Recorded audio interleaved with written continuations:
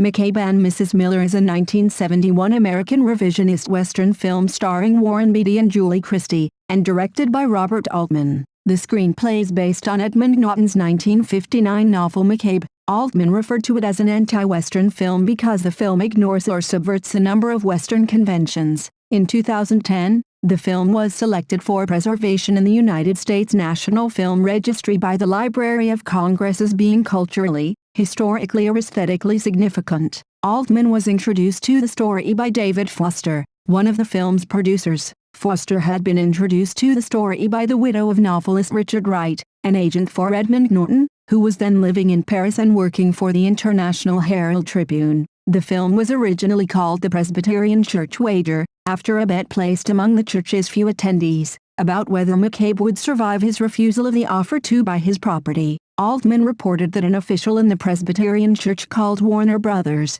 to complain about having its church mentioned in a film about brothels and gambling. The complaint prompted a name change to John McCabe, but it was released as McCabe and Mrs. Miller. The film, especially the final scene, is atypical of the Western genre. The showdown between a reluctant protagonist and his enemies takes place ungracefully in the snow during the early hours, rather than at high noon. Instead of hiding indoors and watching the battle unfold outside, the townsfolk are bustling in the streets and largely unaware of the gunfight taking place in their midst. For a distinctive look, Altman and Sigmund chose to flash, prefog, the film negative before its eventual exposure, as well as use a number of filters on the cameras, rather than manipulate the film in post-production. In this way the studio could not force him to change the film's look to something less distinctive. The film earned an estimated $4 million in rentals in North America.